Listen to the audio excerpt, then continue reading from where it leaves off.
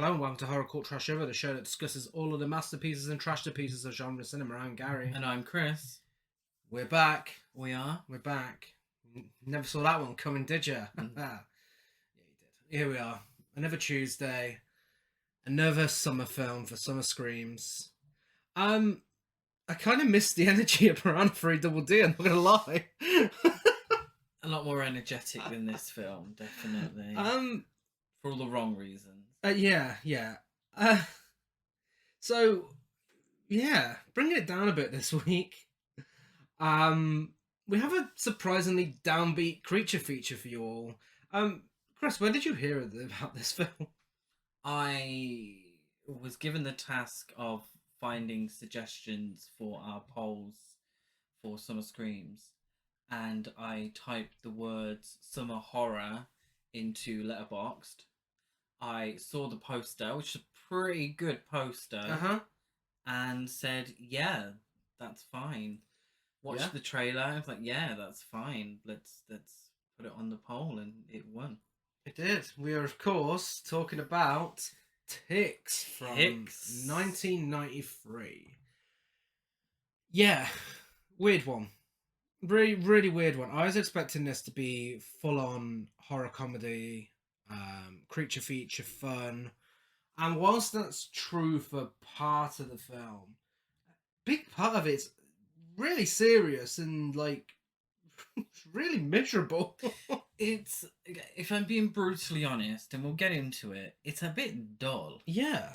And the premise, the people involved as well, shouldn't be making a dull film. No.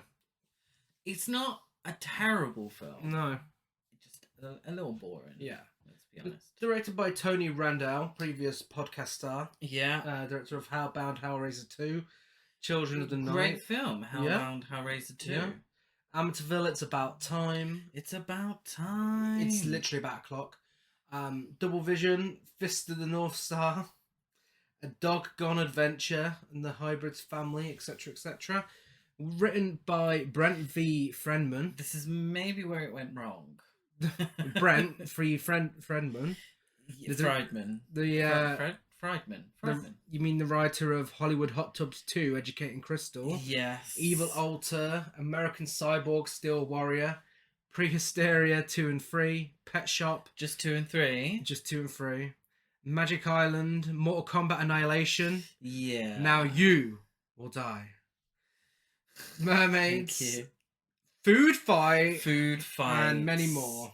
Now, Food Fight is a film I've been dying to see for a very long time now. It's animated. The voice cast are some of my favourites. And it's got a 1.3 on IMDb. Yeah. So I'm pretty sure it's going to be a podcast film sometime in the future. Sure it will be. This was made on a budget of $2 million and it went straight to video. Straight to video, yes. It certainly did go straight to video. $2 million, went on about 2 or 3 scenes. Everything else. Yeah. Let's get to our first little section. Hey, I know you. That's more energetic than the film. Rosalind Allen plays Holly Lambert. Why do I know that name? Holly Lambert. No, I mean not just from this film. Did you go to school with her? I didn't go to school with her. She was in Naked Gun, The Final Insult. Nice. Hijack, Beyond Belief, Fact or Fiction. Beyond Belief, isn't that the documentary about Alyssa Edwards? No, I believe it's the what do you call? You know the one they did on Netflix. Huh? The Fact or Fiction show that they did on Netflix. Oh, yeah, okay. Same Yeah. Oh, okay. Sequest DSV. Ooh. I love that for you. Do you? Perfect. As in, that perfect with Jamie Lee Curtis and John Travolta. Oh. Yeah. Cover Up. Knight Rider. Oh, she's the one giving me Wilson Phillips. Yeah. In the film. Yeah. Dangerously Close, Silk Stalkings. It's getting mentioned a lot recently. Yeah, I feel like we need to watch Silk Stalkings. Pinocchio's Revenge, Home Improvement, Seinfeld, and more. Nice. Yeah, quite the career. Quite the career. She does all right. She's all right. Yeah. Amy Dollins, who plays Dee Dee Davenport. She was in Pumpkinhead 2, Blood Wings. Yeah, she's the one on the poster, isn't she? She is, and barely in the film. Murder, She Wrote. Yeah, all the good ones. All the best were. Rescue Me, Can't Buy Me Love, 2012 Doomsday, To Die to Sleep, Saved by the Bell, College Years. Nice. Witchboard 2. Nice. Superboy. Nice. The lesser known Superman spin-off TV show. Oh, okay. Faith, Children of the Night, Miracle Beach, and more. Right. The big name here is Seth Green. Yeah. Early role for Seth Green. Yeah, he plays Tyler fairly Burns. early. He was a child star, wasn't he? This is after the It miniseries. So, yeah. I mean, I believe that was his breakout role, maybe? Maybe. I mean, I only know him for a handful of things. Yeah. Robot Chicken, Austin Powers Trilogy, The Italian Job remake, Party Monster, Howard the Duck in Guardians of the Galaxy 1 and 2, and What If, of course. Buffy the Vampire Slayer movie. That's what I... the movie. Godzilla, King of the Monsters. Yeah. And lots more. Yeah, so I remember him from the TV show. Yeah. Buffy the Vampire Slayer.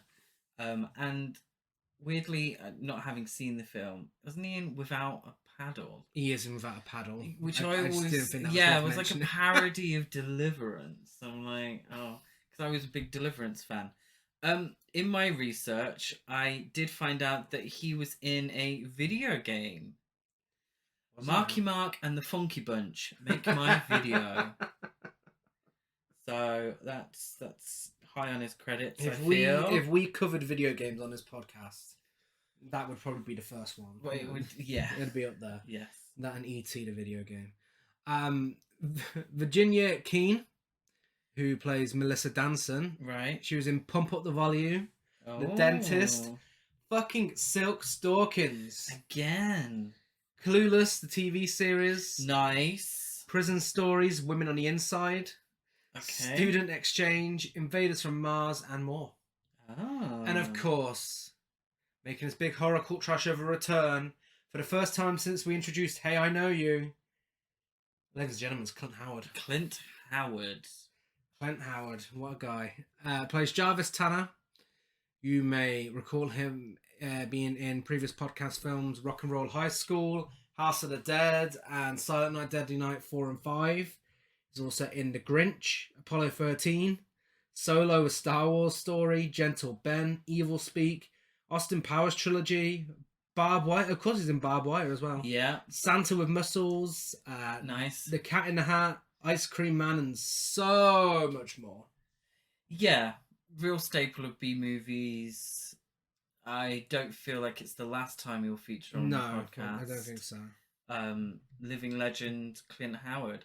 I love his Twitter. He posts. What was it? His Instagram. His Instagram. He just posts loads of random shit. Yeah, but he always looks. Well, he always looks slightly confused. But in the photos, it always just slightly looks like he really doesn't know where he is. It's great. Yeah. Anyone else? I hope he's in full health. I'm sure. Yeah, I'm sure he is. Forgive me if he's not. Clint Howard was born. He's always got that look. He has got that look.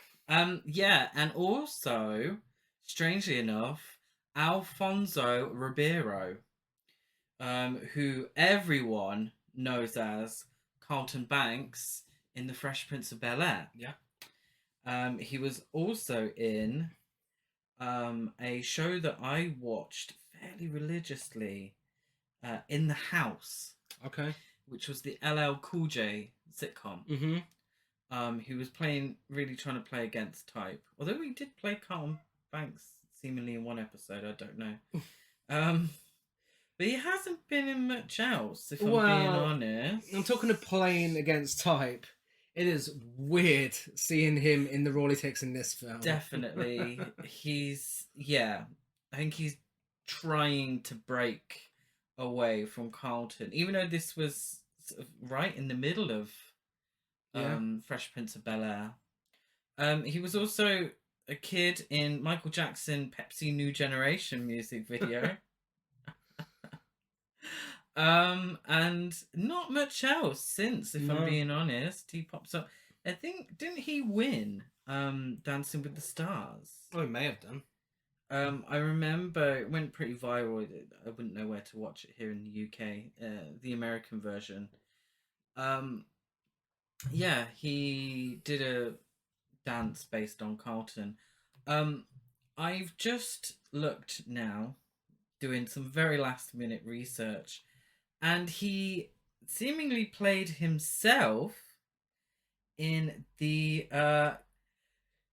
Fergie music video Glamorous. Oh, So yeah, good for him. yeah. Is it flousy flousy? Flousy, flousy. Flousy flousy. What does that mean? Flousy flousy. Also, did you notice who was executive producer? Is it Roger Corman? No. That's surprising. Brian Usner. That's disappointing. Yeah. How on earth I did... see it with the effects. Yeah. But yeah, Brian Usner. That's really weird. That is this duel with him. Yeah. At the helm. Anyways, Talk about playing against time. Yeah, well, definitely. So it's time for our feature presentation. Unimaginable. Ticks do not get this big. Unthinkable.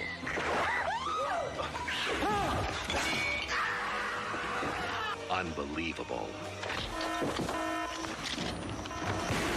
There was a huge fire and a whole bunch of those tick things headed this way. Where civilization ends.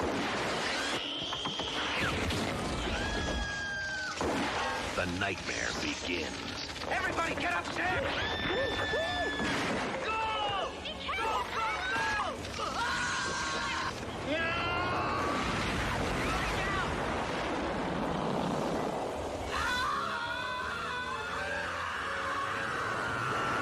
Ticks.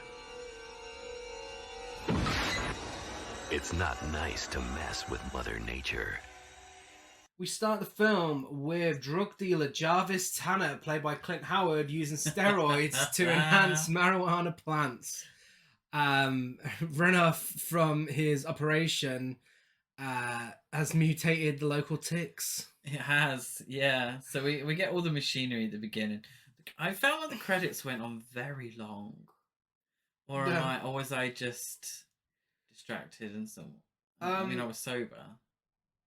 They did go on. Like they went on a while. They did go on because it was just machinery, including a hamster wheel, and a hamster powering some of it. Yeah. Despite the movie's subtitle, which I'm not sure what it is, by the way, but there's a subtitle for this film apparently. I couldn't find it anywhere. Could you not? Is it not on no. IMDb? But I assume it's something involving insects because. One bit of trivia I found was the fact that ticks aren't actually insects. What are they? Ticks. Yeah, I don't know what they are. No, I do actually. Sorry, they're arachnids. They're arachnids, They are arachnids. which are more closely related to spiders and scorpions. Ah, I see. The film was made and released internationally under the title Ticks, and the film was briefly test marketed to US theaters in 1993 under the title Infested. But was changed back to Ticks for video and TV and became a minor cult classic under that name. Right. People seem to love this film. Yeah. I haven't got... it was released on Blu-ray, wasn't it? Vinegar Syndrome. Yeah. I was going to say Videodrome then. Which would actually be a great name for a releasing company. But still. It would also be a better film to discuss. Yeah. Yeah. There are moments... but I am a little surprised at the cult following. Yeah, I feel like if I watched this when I was younger, I would have loved it on a rewatch. I feel like nostalgia maybe has a part in it. Yeah. Yeah. I mean, I felt kind of nostalgic seeing all the 90s-ness of it all. Very 90s. For me, it was just, Carlton Banks. Yeah. Playing a very 90s... stereotype of what people thought African Americans were like. Yeah, there we are. 90s fashion icon Tyler Burns, played by Seth Green, is sent to join an inner city wilderness project in an attempt to conquer his fear of the woods led by Holly Lambert and Charles Danson. Now, we're happy to report this is definitely a summer film. Yes. It's It's a not in summer winter. camp. It's a camp. It's not a busy We've camp. made up let's for be it. honest. We've made up for it. Horror at Party Beach is definitely going to be a summer film, guys. Hopefully. Forgive us for Creepshow 2. Yeah. He what is he giving? Old Seth Green in this Seth Green. film. He has got an earring, hasn't he? Yeah, life's not fair for Seth Green in this film. He's having a terrible time. He's just a kid and life is a nightmare. Absolutely. Yeah, he's the whole world's against him, isn't it? It seems that way. He has some unresolved issues. Yeah. Which is why he's at this camp.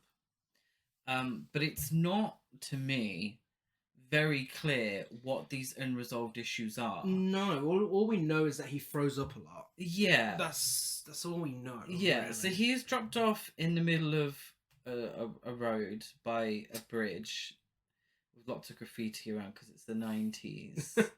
I feel like he's dropped in the middle of a highway and he has a flashback to what looks like him as a child hugging a tree and calling out for his dad. And I don't know if I've misunderstood or I've neglected to pay attention when I should have. But as far as I know, the trauma he's overcoming is literally just this moment. I mean, there's nothing to suggest otherwise. No. So I don't understand exactly what has led him to this place. No.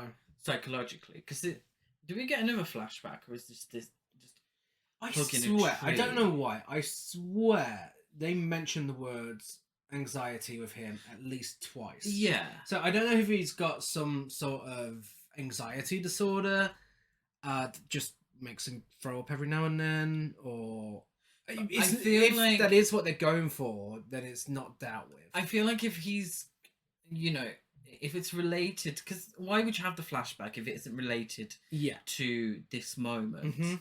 It's not fully fleshed out whatever this moment No. is. Unless I missed something. I don't think you did, because I definitely missed it if that is the case. He's quickly joined by Daryl Panic Lumley, played by Alfonso Ribeiro, who makes Tyler play basketball for his life.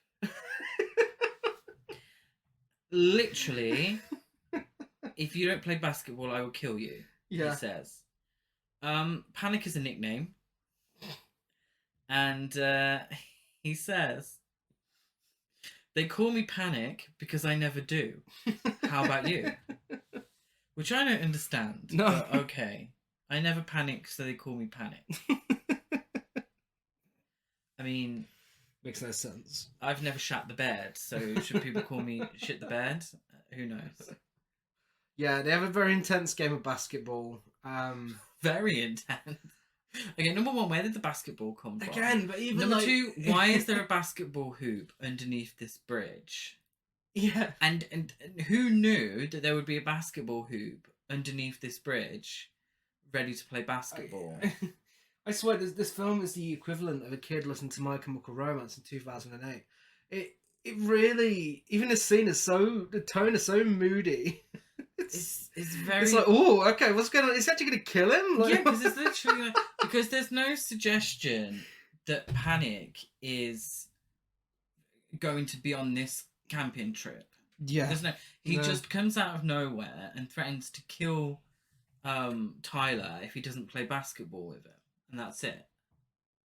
Yeah. And then the van turns up. Yeah. And Holly comes out and says, "Oh, hi, Panic, you're joining us." Yeah, okay, lovely. Come along. Yeah, they're introduced to Charles's daughter, Melissa, Dee Dee Davenport, Rome Hernandez, and Kelly Mishimato. Yeah, you say they're introduced. Barely. The film barely introduces these characters. Which would be fine if this was a horror comedy creature feature that was Yeah. just, you know, there for fun and all out gore and everything. That's fine. But if you're going to take yourself this seriously, you better give us some fucking character development. Yeah, they're all very 90s, and they all look extremely bored. Yeah. And fed up. Yeah. We then They all look like they're watching this film. yeah. We then realised that Clint Howard is the guy with the barn. We're introduced to him. And he realises that there's been a leak. Yeah. And that's that. Does he say anything in this film other than "son of a bitch"? I don't think I feel like that's all he said. Oh, didn't he like say? I'm infected. Or something like that, Oh, yeah, he did. There's like yeah. 3 lines of dialogue. They pull up somewhere, which I assumed was the campsite, but it's not. That are getting supplies. Yeah. So Tyler sets a tick on fire after finding it on the dog. A little tick, normal sized tick. Yeah. Melissa gets harassed by a hillbilly stereotype. What's his name? Jerry and his clearly Jerry. gay sugar daddy, sir. I thought they were brothers. Or whatever their relationship is, it's not explained. But it's Jerry And sir. and Sir. So Sir is the more, would you say, aggressive of the two? He kind of looks like, what's his name from Greece? Is it Kaniki from Greece? Oh, okay. Do you know what he was giving me? What? The guy from Lost Boys. Jason Patrick? No, older. The guy who's dating Dinah Weiss. Max from That's Lost what he giving. Boys. I don't know if it's the So, long coat. Herman, what's his name? Yeah. Yeah. He is, yeah. Yeah. But this guy's clearly gay, which, bizarrely... How is he clearly gay? He's okay. If we're getting a hillbilly stereotype with Jerry, and we're meant to think he's a hillbilly from that stereotype, then this is 1993, Chris. He is flamboyant as fuck. He's constantly sorting his hair out. He's just camp. He is so camp. That guy's meant to be gay. Okay. And we get some internalized. I understand we fight for representation. Oh no, we don't want but this one. I don't want this one. Let's not just grasp at anything. I Let's don't- be a little selective. I don't want this one on our team personally. But we get a little internalized homophobia later on, and that kind of proves my point. Well, okay. Anyone who uses the F-bomb isn't internally homosexual. They're just twats. Yeah. Anyway, Let us know on social media. anyway. Is Sir gay? Is he a homosexual? Melissa gets harassed by the The two guy. of them. I literally just said his name and now So- I forgot it. No, the other guy, Jerry. Jerry. Jerry. Jerry. No one seems to give a shit. Like, No. literally, people around being served, no one gives two No. shits. In fact, it's Sir who tells Jerry to leave her alone. Yeah. Yeah. Not the people that are taken to this camp. You know, No. the people are meant to be looking after, not her fucking parents. But you know, her dad, should I say? So we get that. Whatever. I don't know. I'm assuming they're referencing every film that stops off at a convenience store and gets harassed. There's so many of them. We then go back to Clint Howard, who, weirdly enough, is listening to a British, is it TV news broadcast or Yeah. radio? Radio broadcast. Whatever the fuck But he's it's listening British. to. Yeah. It's BBC Radio. It literally says it's BBC Radio. Oh, does it say it's BBC? Yeah. And they're talking about booby traps, hippies, and drugs. What the fuck are they going on about? No idea. Absolutely no idea what's being said. Clint Howard seems to understand though and keeps talking back to it. Whatever he's saying, I don't know. So he gets some dialogue. He does, but yeah. it's just incoherent. I have no idea. Sad news. Rest in peace. Clint's hamster. Yeah. He notices that its flesh has been devoured, including the fur, and it's just left there, bones. Mm-hmm. Very unfortunate. Yeah, that's about it, really. Yeah. He just Wait, no, that's not about it. I missed this. Well, he does say to the hamster. He doesn't seem too shocked because it's Clint Howard, and he's like, "Oh, dude, you're all messed up." Okay, yeah, he's a little more than that. He's dead. He's soon messed up too. He is. After a giant tick egg falls from the ceiling. It does. I don't know why I totally missed that. Yeah, nothing else happens. Actually, something really does happen. Yeah. A giant egg falls on him from the ceiling. And Yeah. you think that's the end of Clint? Well, no, I mean, before that, he falls over into a fucking bear trap. Oh, yeah, he does. He did- Why he's got a random bear trap in the middle of his barn? You're setting it up know. whilst listening to BBC talking about random shit. But, like, where he's going to be, it's like setting one next to your bed. But, I didn't. When you step in it, I didn't think that would happen. It's right next to you. What are you doing? You take it outside. The group arrives at Camp Madeleine. Madeleine. While in their cabin, Tyler, Panic, and Rome discover a tick egg, which Tyler destroys. Yes. I very confused by this. Because no one cares. It's Because true. literally the giant egg is in the wardrobe. They're all Mhm. talking about the wardrobe. John Crawford would be fuming because She would. Tyler grabs a wire hanger and stabs the egg, and all this gunk comes out of it. Yeah. Rome, seeing this, is only really concerned by the closet space. Yeah. And everyone just leaves it there and goes about their day. Like, is this not unusual? Yeah. It's. Would you not be concerned by this giant egg? There's also the point thing? where, they should probably investigate this, and then when everything else happens after this, when it goes on, Tyler should be straight away, oh yeah, well, I did see a massive egg. Yeah. I did Do you have to remember that destroy thing it. I poked with a wire hanger? But instead of talking about it, we get a bizarre series of events where Charles gives us a voiceover. Stop. No, he's speaking into a recorder. Is he? Yeah, Okay, he's it's recording. even it. weirder. He's recording himself, telling us about all the characters, along with close-ups of them just doing stuff. Yeah. Rome's close-up is the best one, and it's absolutely homoerotic. Yes. Just they're working out. He tries to give us some character development, but it doesn't quite work, unfortunately. He then explains that their enemy is nature, which I don't understand and isn't apparent for the rest of the. It is by the end of the film. Nature is, or man's effect on nature, but it isn't at this point. No.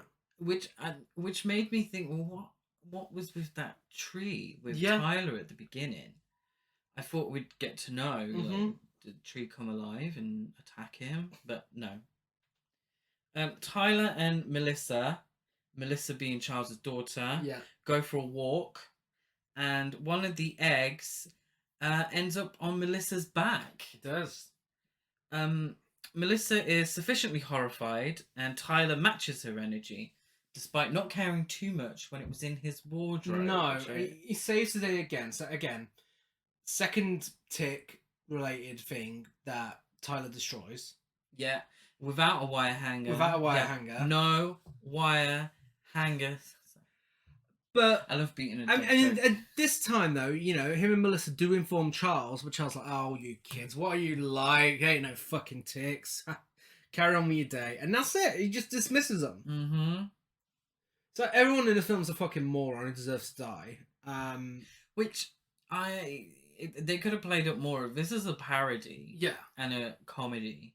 They probably could have played that up a little more. Yeah, They didn't, and because of their moments that are quite serious, I was just like, oh, well, they're just dumb or stupid. Yeah. I didn't take it as a comedic or anything like that.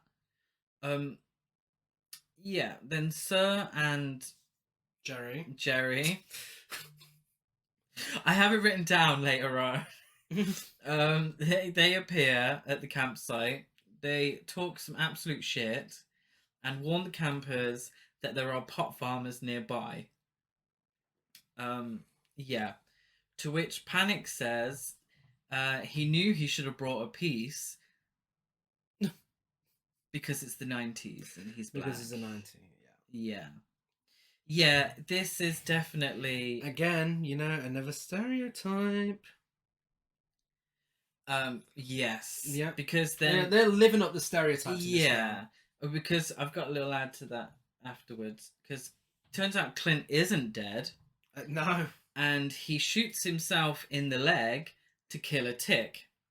The campsite hear this shot, and Panic says that it reminds him of home. Yeah.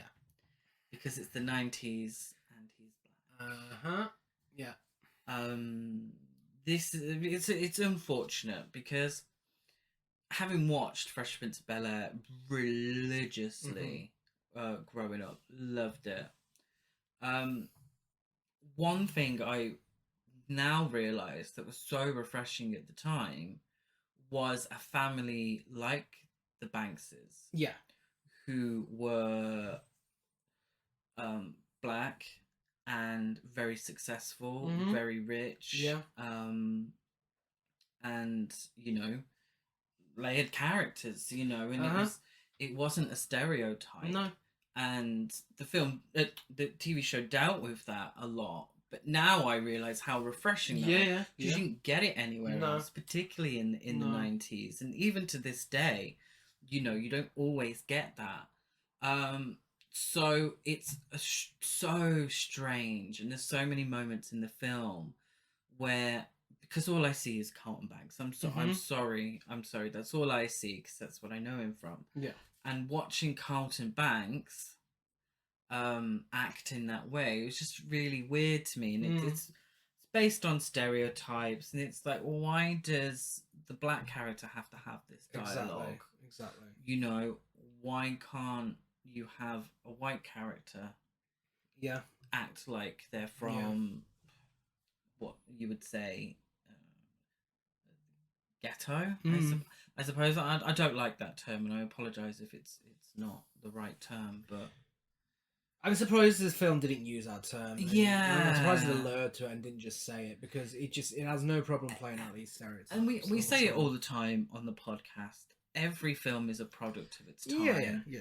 You know, so we're looking at it from a 2022 standpoint, and you know, we critique it from a 2022 standpoint. You know, I wasn't old enough to watch the film when it came out, so I can only see it from this viewpoint. So it's disheartening to see such a character. Yeah. He does have some good dialogue. He does have some good dialogue. He's probably the most entertaining character simply because of it's Carlton Banks doing these things. Sorry to that actor. I'm sure he's made a lot more money off of it than I have. So I'm. If I'm just what's the word when someone stopped playing to type my words, I'm struggling today. Typecast. If he's just typecast, I do apologise. I'd rather see him typecast as his Fresh Prince character than the character in this. So. This is him trying not to be typecast. I mean, in my head, he's typecast. Yeah. But this is him trying not to be typecast. It's a shame it was direct to video. Yeah. And seemingly no one saw it until it became a cult classic like 20 years later.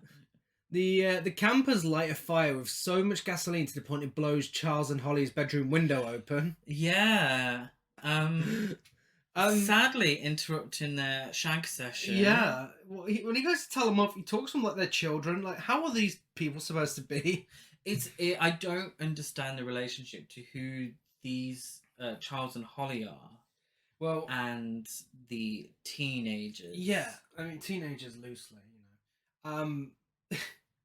He goes out to tell them off, and Melissa's like, "Oh, what do you care? You're just fucking Holly anyway," and then storms off. That's why he cares. Melissa's a bit of a dick. Melissa is a total bitch. She's awful. Dad. She's just like with absolutely no explanation. This is if we had a bit of character development, we'd know why she's such a bitch. Again, stereotypes. Yeah, stereotypes the movie. Teen in the 90s. I hate my dad. Okay. Sadly, Panic's dog Brutus is attacked and killed by another tick. with some really great practical effects. The best thing about this film are the special effects. By far, the best thing about this film is these special effects. Oddly enough, it kind of wants to be The Thing with with the creatures. dog, And then even at the yeah. end, like the final creature effect, it's definitely giving me The Thing. What was the random Silent Night, Deadly Night film with insects? 4, Initiation. 4. Now, that has some relation to Brian Usner. Yes, it did. Yeah. So I think maybe it's all related. I think so, yeah. Yeah. So Silent Night, Deadly Night, Ticks. Well, yeah. Silent Ticks, Deadly Ticks. That'd be good, wouldn't it? That'd be a great title. Silent Ticks. Want to Deadly have Clint Howard Ticks. playing 2 characters. Yeah, so Panic gets upset and leaves camp. After threatening Tyler with a knife. Because He does, he yeah, carries a yeah. knife. I mean, he's really trying in this scene, Alfonso Ribeiro. He's actually He's trying his best. He's really putting in a good performance. He's all right. He's all right, actually. Did you not hear what he said about his dog? What was that? I always thought I would get killed in a drive-by shooting, but not my dog. Fuck's sake. Yeah. The sheriff. I don't think we need to No. tell you no. why I fucking hate that dialogue. The sheriff shows up the next day, takes a look at. If this was a parody, well, I am going to tell you why. Excuse me. Well, I mean, even if it will was a tell you parody, why. that'd still be But if dodgy. this was a parody, then it would make more sense. Yeah, for the 90s. If it was played for comedies, Yeah. and it was the stereotype Yeah. of the black character in these films, it would make more sense. Yeah. Because it's not. I'm assuming it's not a comedy. I mean, I wasn't laughing. It's not listed as a comedy. It's not listed as a comedy. Then it's just like, oh, this Yeah. dialogue fucking reeks. Yeah. The sheriff shows up the next day, takes a look at Brotus, and warns them about Jarvis being missing, and then he just leaves. He looks at the dog and is like, oh, yeah, whatever. And he just leaves. Wait, Like, rabies. Rabies, yeah. Rabies. So, the sheriff and Charles determine the dog was just rabid, ignoring the green slime coming out of the dog. Now, I'm not a vet, but I understand dogs with or without rabies probably shouldn't have green ooze coming out of them. Yeah. Again, another just stupid character. Yeah, I don't know why the sheriff exists. Tyler gets into trouble for not telling anyone about Panic leaving. He is a classic teenager. He storms off like a big baby. And then Melissa says, it's always someone else's fault other than your own, right, Dad? And then storms off. What are you doing? Why are you so angry at him? Well, whose fault is it? I know. Charles didn't bite the dog. No. It's not his fault. But of course, we have to have a romance here, and Melissa and Tyler almost kiss. Yes. After she tells us more about how terrible her dad is. Tyler and Charles go to take the dog to the vet and hopefully find Panic on the way. Mm-hmm. On the ride there, Charles has noticed Tyler seems really uncomfortable, and Tyler reveals his fear of the woods that has resulted in him missing a lot of school, I think. So this is, it's not the juiciest tea. But he reveals, I think, that he's scared of the woods, which is in keeping with the flashback at the beginning. Mm-hmm. And it's a weird one, because if you have a campsite for troubled teens, and this is giving me Friday the 13th part 5, if you have a campsite for troubled teens, why is Tyler looking uncomfortable so shocking to you? Yeah. Like, they're all dealing with stuff. Like, this is, the second conversation you've had with him? Oh, I can't help but notice that you look very uncomfortable here. Yeah.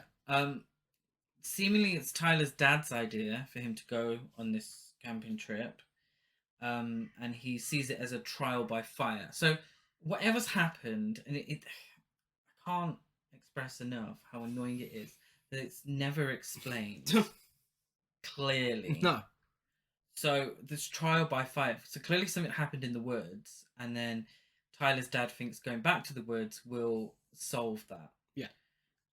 If Charles is in charge of this camping trip and has seemingly had conversations with Tyler's dad about going on this camping trip, why does Charles not know why Tyler is there? Exactly.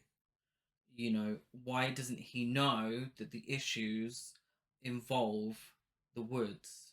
Like, why is he asking the questions now? Yeah. Or is Tyler's dad just called up and like, my son just got an ear piercing and I think he's a bit weird, and he wears really long green coats. Can you fix him, please? Yeah, we'll take him to the woods. Oh, great.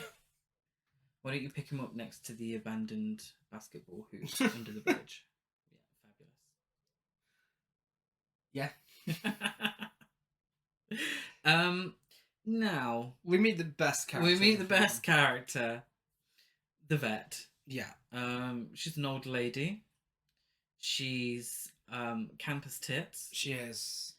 And she finds a giant tick inside the dog. She does. And after it escapes, and they're all chasing it like a old Scooby-Doo episode, she stamps on the fucker. She does. I mean, her reactions before that are amazing. She is just screaming the house down, really over the top.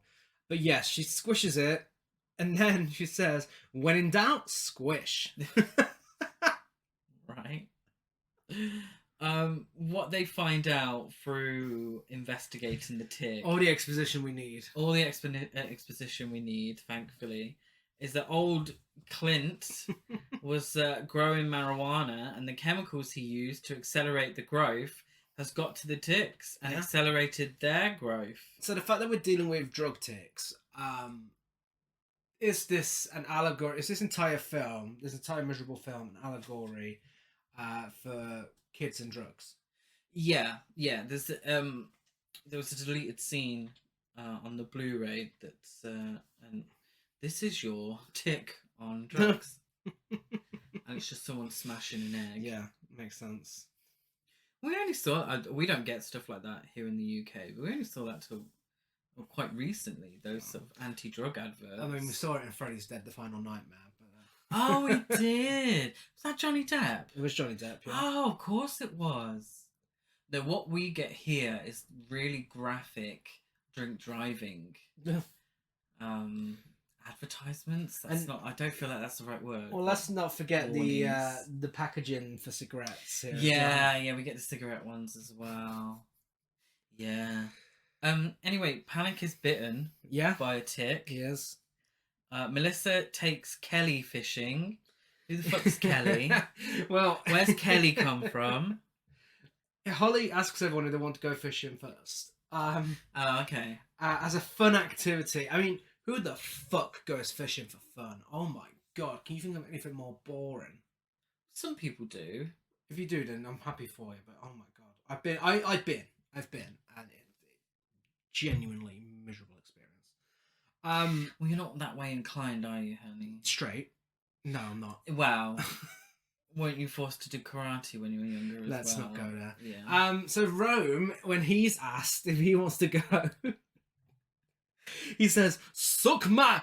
Oh, hi, Holly. Yeah.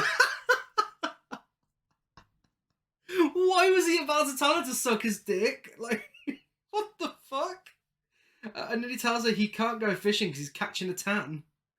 Dee Dee can't go because she's got to stay out of the sun while she's lying in the sun. Yeah. So Holly, the thing is, Holly just, it took me a long time to realise the Wilson Phillips look. But I feel like that haircut was everywhere in the 90s. Oh yeah. Everywhere. And if you don't know which, I don't know the name for it, but if you don't know the single white female. Yeah, of course, single white female. Yeah. The chokehold. And there was a girl on California Dreams with it as well. The chokehold that single white female had on the Oh early my 90s. god. Was it the same year? What year was this? Probably. 95? I love it. Single white female was earlier. Started off as a scene in the film, then everyone just copied it anyway, and everyone just went for that haircut. Yeah, the chokehold that haircut had. I love it. I like it. Actually, I mean, No, because Wilson Phillips would have been before. 80s. That was 80s. Yeah. So maybe. Well, Wilson Phillips was 1990, I think. So before Single White Female. So maybe Single white female just relaunched. maybe she introduced it to the world. Wilson Phillips being a band, I can't remember her name. No. Whilst fishing, Kelly and Melissa discover Sheriff Parker's corpse. Who? Sheriff Parker. Oh yeah. Dee Dee finds Jarvis, who has amputated his legs and had ticks burrow inside him.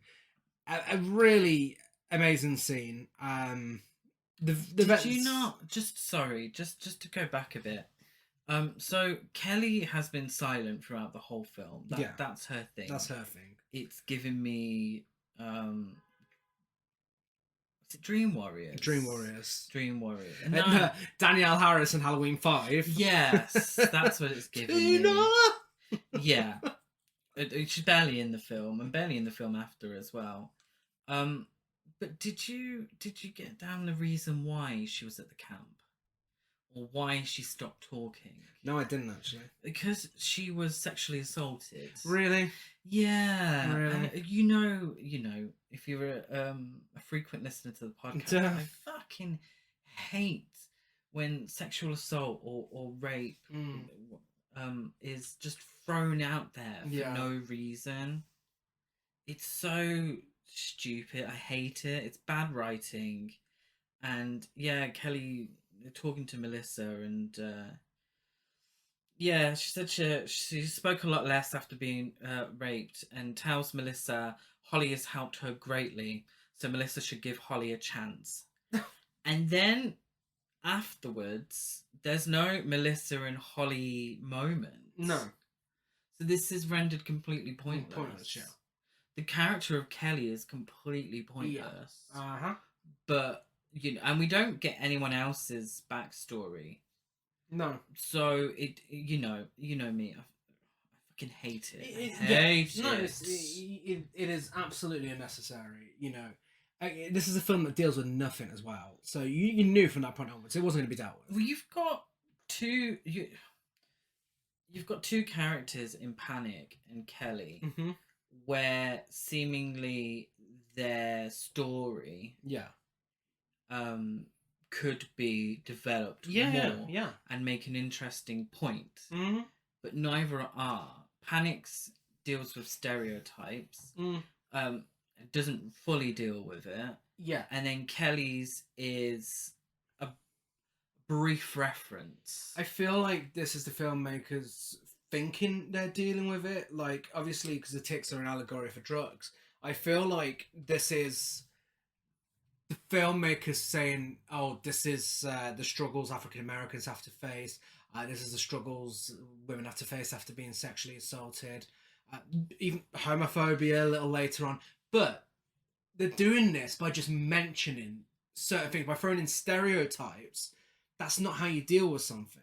That's not dealing with it. That's just using it as a plot point. Yeah. So do you think the ticks are an allegory for drugs? Yeah. Do you think they could also maybe be seen as an allegory for PTSD? Maybe. I think the fact that they're laced with drugs, though, I think it's a whole "this is your brain on drugs." Yeah. Yeah. Because it would have been big back around that time. That whole. Yeah. Which is a really interesting message. Yeah. For a creature feature film. But can we have more of the creatures, please? Yeah. Yeah. So they've caught the sheriff's corpse. Dee Dee and Rome. I apologise for going back on that tangent. But Dee Dee and Rome find Clint, don't they? They do, yeah. He's caught in another bear trap, and his fucking face explodes. Yeah. Bizarre though, because his face explodes. However, when we see him again, his face is all in one piece. Yeah. But the tick latches on from his face, goes on to Dee Dee. Tyler kills it. You know, Tyler, tick killer, professional tick killer by this point. He's the best. You know, credit to him. He's the best at killing these ticks. In a bizarre series of events, Panic stumbles onto Sir and Jerry's marijuana farm. Yeah, so it was established at the vets that these ticks, when they latch on, they inject. Yeah. Maybe that's the word, maybe not. Hallucinogenics into their prey. Mm-hmm. So Panic has been bitten. Yeah. So he's hallucinating. Yeah. In the woods, and then stumbles upon Jerry. Yeah, did it. Well done. And Sir. Yeah. They accuse him of wanting to steal their marijuana crop. A fight ensues between Jerry and Panic, where they each call each other the F-bomb. Yeah. And Panic stabs Jerry in the leg and escapes. Yeah. Like they tell him to say he's an F slur, and he calls them it back in return, and then escapes. And again, this is kind of what made me think there's something going on between these two. And yeah, I know they're brothers, but again, they're going for a hillbilly stereotype. So I kind of feel like there's something going on between them, and that's why they were doing that. It was meant to be internalized homophobia. Maybe, but I also think that was just a general term. Well, I mean, yeah, I was expecting it. That was used. Films like this, you know, you're gonna get it. The problem is, it always takes me by surprise when it, you know, and we're talking about the F word, which is a bunch of sticks, or I'm sure everyone knows what it is. It's meat and gravy, cigarette slur. What Brits call a cigarette.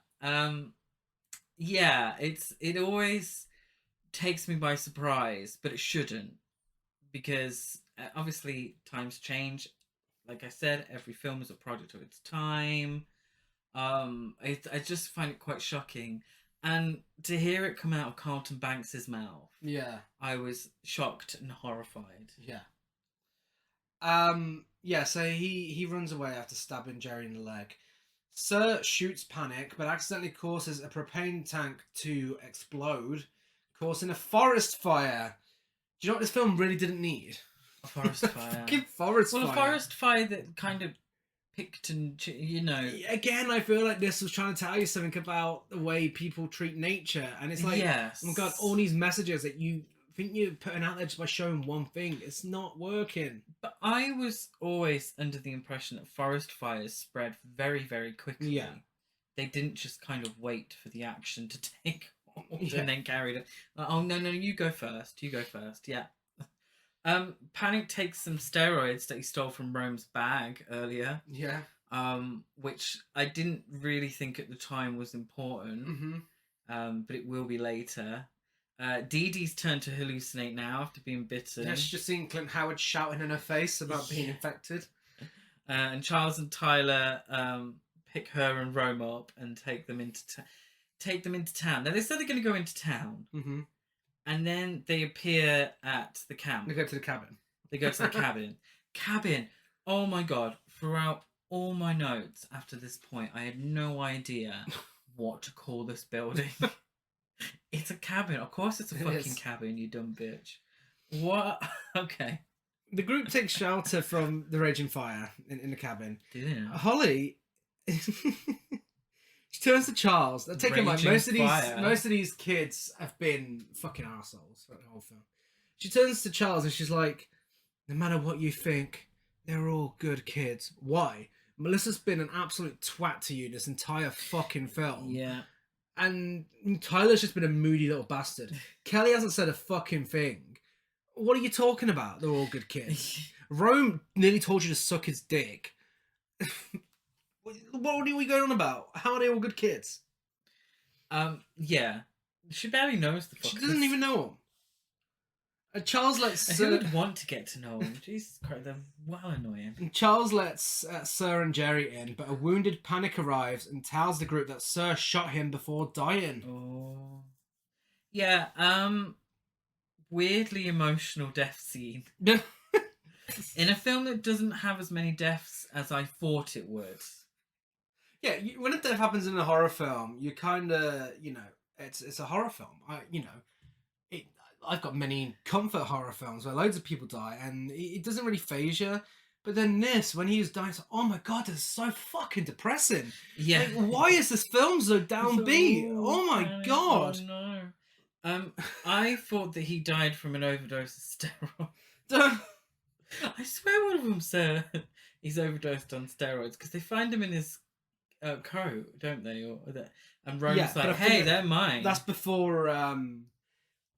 Was it one Sir or Jerry that said that to try and get the blame off them? Oh yeah. Yeah. They. It's a jarringly emotional death scene for a character with so little development. They noticed Panic was shot though, just like the sheriff. Yeah. And so the ticks actually don't kill that many people in this film. No. And Sir and Jerry get defensive before holding them all at gunpoint. And it's like, okay, we don't need human villains. It's fine. It's a fucking creature feature. Yeah. Why are we getting a hostage scene? Like, what the fuck is going on? So, in terms of the film, because that's the last, apart from Jerry and Sir, spoiler alert, who are going to die, Jerry and Sir are killed by the ticks. Yeah. Essentially. Clint Howard is killed by a tick, but the sheriff and Panic are killed by humans. Yeah. So the ticks only actually kill 3 people in this film. Yeah. Spoiler alert. The majority of the cast make it out alive. Yeah, a tick kills Jerry, causing him to crash the car into the cabin, injuring Sir. Well, it bites him. See, again, this may not even be the tick. You know, if this was dead meat and we were trying to put it for the kill count, I don't know who we would class as the killer, because Jerry's forced to go get the van, but hallucinates about the sheriff after being bitten, eventually driving the van into the building. So technically it is the tick that kills him, because technically the tick makes him hallucinate. But remember, he drives the van into the building. This big, stunt set piece. Yeah. The ticks start infiltrating the cabin, and Sir still insists on being a prick to the campers, eventually being stabbed by Rome. Yeah. Panic's body starts convulsing. This is probably my favourite moment from the whole film. Yeah. It really shows off the special effects. Yeah. Panic's body starts convulsing violently before turning into a giant tick. Yeah. Really decent special effects. Really like this scene. It was giving me The Fly. Yeah. It was giving me The Thing. It was giving me Nightmare on Elm Street Part 4. Dream Master. He turns into a giant tick. Yeah. Mainly now I realise because of the steroids. So that's what the steroids did. Yeah. And he eats Sir. Yeah. Everyone else flees. Sir is sort of coming to and gets eaten by this giant tick. He does. Yeah, great scene. Tyler just fucking talks shit for ages. Messes around with stuff. Like, you wouldn't think they're all in danger. He's just fucking messing around. And then eventually drives the van outside the window. Yeah. I got confused. Unless they've got more than one van. Or I think it was the same one. Sir and Jerry pulled up in a van. Yeah. Kelly pipes up and has a plan. And the plan ends up with Tyler jumping out the window and getting to the van. But he does that thing in films. It really annoys me. Because it's not a high window or anything, is it? No. But he's not hurt or anything like that. But he's like writhing around and just going super duper slow. He really is. And it's like, this isn't tense. Because, it's just annoying. It's getting on my nerves. I thought the van had crashed into the building. But he's had to swing out the window to get to the van. And the van's perfectly fine. So I don't understand that. No. The They all get to the van except for Rome, who Tyler goes back to save from the giant tick. Mm-hmm. Because the film is only an hour and 25 minutes and it's a cheaper way to kill time. Yeah. Rather than have extra death scenes. Yeah, I was confused by just how many of these kids survived. Yeah.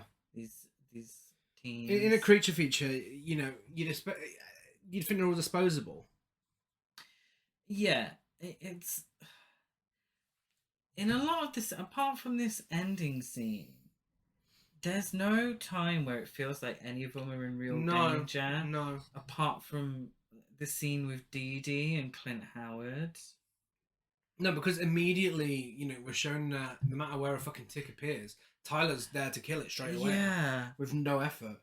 But yeah. And it what also, and I maybe I'm reading too much into it. You know, forgive me if I am, but the character who is a black stereotype is one that dies. Is the one that dies. Absolutely. And if the ticks are an allegory for drugs, then that's just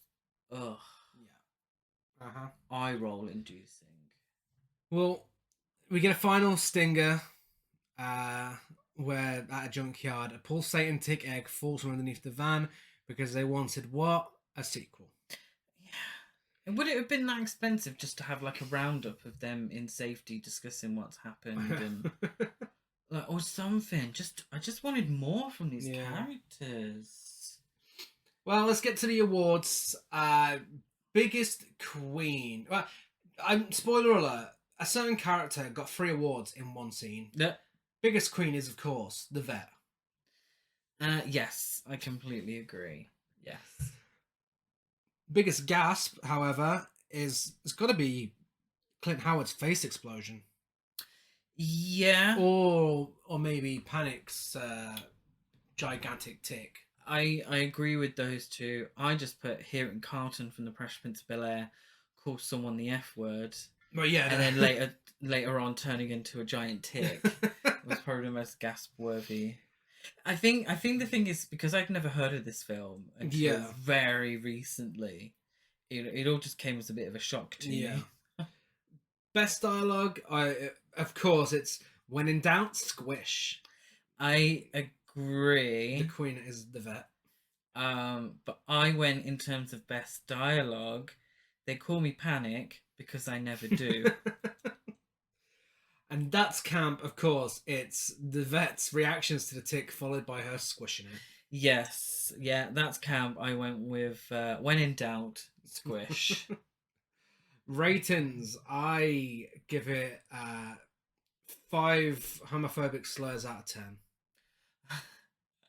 I give it 5 Clint Howard hamster wheel machine. Hamster wheels out of 10. Masterpiece, trash to beast, trash or basic? Basic. Yeah, it's basic. It is basic. It is. Yeah, let's be perfectly honest. 5 out of 10 means you're basic. You can't be a trash to piece because you're not trashy enough. No. You can't be a masterpiece because you're not good enough. Yeah. For me, there was a lot that could have happened in this film that didn't. Yeah. And I was just a little disappointed. Big missed opportunity. The what helped it get 2.5 is the special effects. Yeah. And I didn't actually think the acting was terrible. The dialogue was, but I actually didn't think the acting was awful. Which is, you know, a lot of them have gone on to, you know, great careers and had great careers. You know. If you'd like to check it out, it's available on DVD, American Blu-ray, and video on demand. Yeah. And if you enjoy this, I recommend checking out the Blob remake because it's also a serious horror film, but it's also really fun. So it's better. Yeah. I could not think of a single film that was like this. No. I really not a better struggled. creature feature. Oh well, there are better creature features, but we've kind of discussed them a lot, haven't we? Yeah. I'm thinking of something like this. Do you know what? If you enjoyed this, you would really fucking love The Thing. Yeah. Yeah. Friday the 13th Part 5. Friday the 13th Part 5.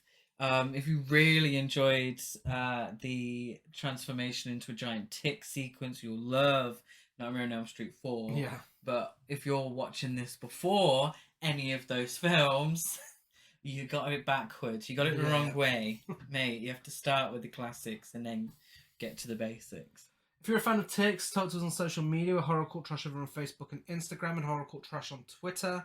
I'm Dead at Gaz92 on Letterboxd, Gazmo205 on Instagram, and GazCruise92 on Twitter. I'm Chris Barker823 on Letterboxd and Instagram. And give us a rate, review, subscribe on iTunes, like and follow on everything else. Give us a rating on Spotify. Friday, we'll be back. It's a 2-episode week, and we will be discussing all 3 versions of Humanoids from the Deep. Ooh. We will have a lot to say about that matter. And yes. A week today, we'll be back with our final Summer Screams episode for this year, and we'll be discussing the horrors of Party Beach. Yes, I'm excited for that one. Yes, love a good beach movie. I just love a good cheesy 50s, 60s B movie. Yeah, I love it. So yeah, we're back. Same time, same place on Friday. Goodbye.